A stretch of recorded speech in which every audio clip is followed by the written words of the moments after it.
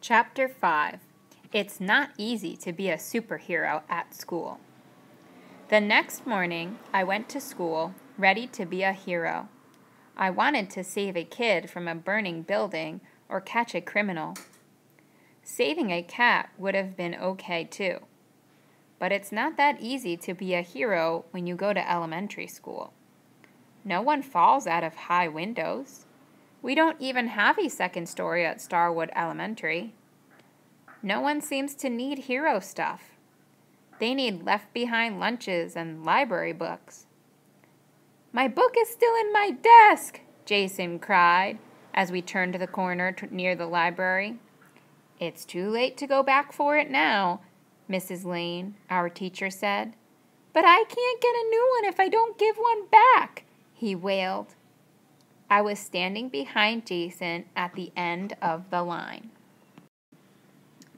This was the third time that day he'd cried.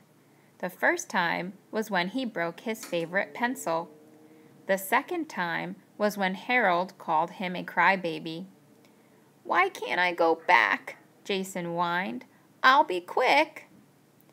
Jason wasn't fast about anything except crying. But I was fast. The problem was getting caught. If a teacher sees you running in the halls, you're sent straight to the office. But could anyone see me running in my purple sneakers? Was I too fast to see? There was only one way to find out. I sped off around the corner. Just my luck, Mr. Hadley, the assistant principal, was in the hall with Mrs. Connor, the principal. I took a chance and zoomed right past them. "Did you hear a buzzing sound?" said Mr. Hadley. "Just for a moment, with a wisp of smoke," I heard Mrs. Connor say. "Zoom, zoom, Zapato." I made it to our classroom, grabbed Jason's book, and got back in the library line before Jason finished wiping his eyes. "My book," he called. "How'd you get it?" Part of me wanted to say, "Hey, I have magic sneakers and I can run faster than any kid on earth." The other part of me knew my Zapato power had to be a secret. How could I be a superhero if everyone knew where my power came from? "I saw you forgot it, so I brought it for you," I said, handing the book over. "Thanks." I know it's not the same as saving someone from a burning building, but it felt good to see Jason smile. And it felt good to know that I could run through the school, right past the principal, and all he would see was a puff of buzzing smoke. My next chance to help someone came when we got back from the library. Maria remembered she'd left her lunch at home. "I don't like meatloaf." She crossed her arms and pouted. "Why did I forget my lunch on Meatloaf Day?" I raised my hand like a rocket. "Can I go to the bathroom?" Even though Mrs. Lane was pretty strict, she said yes. Ever since Justin had an accident, Mrs. Lane always said yes to the bathroom. "Don't be long," she said. "We're leaving for lunch soon." My feet buzzed with smoke the second I left the classroom. Zoom, zoom, Zapato. I was back in Starwood Park, standing at Maria's front step, talking to Gio, Maria's little brother. Gio is 5. He only goes to kindergarten in the morning. "See my puppy?" Gio said, holding it up for me to see. "I love my puppy." He hugged a little black dog with cute white ears. "Nice," I said. "What's its name?" "Puppy," Gio said. He walked away with the dog. I ran into Maria's house. Her mother was in the kitchen, but all she saw was a paper lunch bag disappear in a wisp of smoke. Zoom, zoom, Zapato. Chapter 6. Poopy Isn't Good for Starwood Park. I should have been back at school with Maria's lunch in 2 seconds, but the tool shed made me stop. The door was open, and someone had written on the side in big red letters, Poopy. Mr. Vaslov had worked hard to paint the tool shed white. Now it had a big red bathroom word on it. This wasn't good for Starwood Park. I put down Maria's lunch and ran for some soap and water. In seconds, the shed was clean. But where was Maria's lunch? The paper bag was gone. I looked at my watch. It was time to wash hands and line up for the cafeteria. My chance to be a hero with Maria's lunch was over. I'd be lucky if I saved myself from Mrs. Lane. I closed the shed door. Zoom, zoom, Zapato! I zipped back to school in a swirl of buzzing smoke. "Why did you take so long in the bathroom?" Mrs. Lane asked when I walked into the door. "I had a lot to do."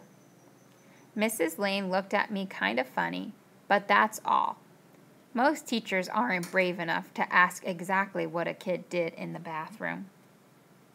At lunch, Maria squished her meatloaf with her fork. "What I need is super speed," she said. "Then I could run home."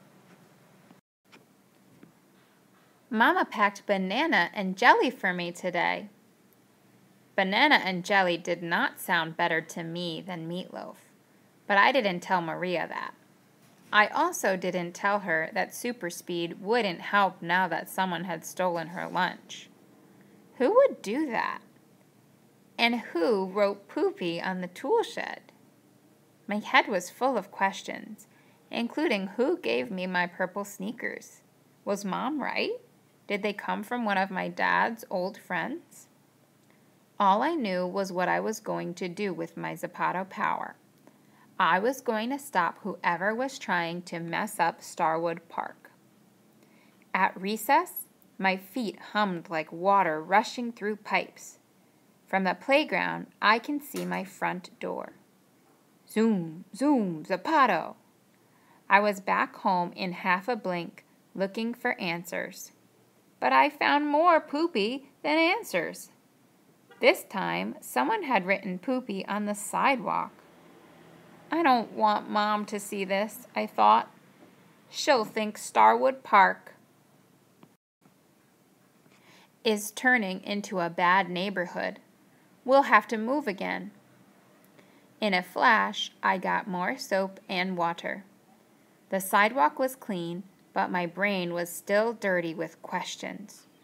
Who wrote Poopy? Who stole Maria's lunch? And could Zapato power help me solve both mysteries?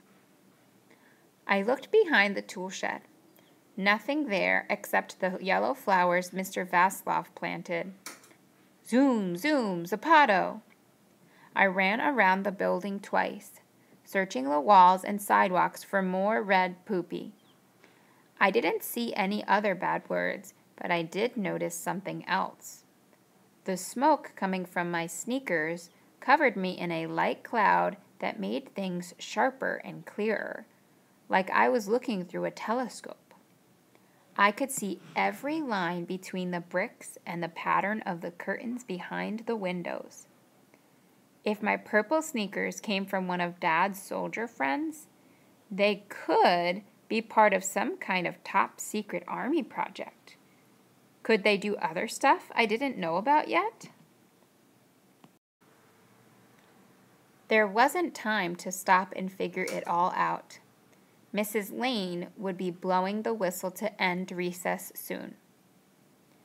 I ran around the building a third time, searching every blade of grass. This time, I got lucky. I found a piece of red chalk.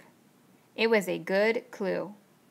Someone with red chalk wrote Poopy on the shed and the sidewalk. Who? Could I figure it out if I kept running around? Or did I need something more than Zapato power? I checked my watch. Mrs. Lane would notice if I didn't come back from recess. She was the kind of teacher who counted heads to make sure no one was lost. Zoom, zoom, Zapato. Even if Zapato power couldn't solve all my mysteries, it could keep me out of trouble with Mrs. Lane.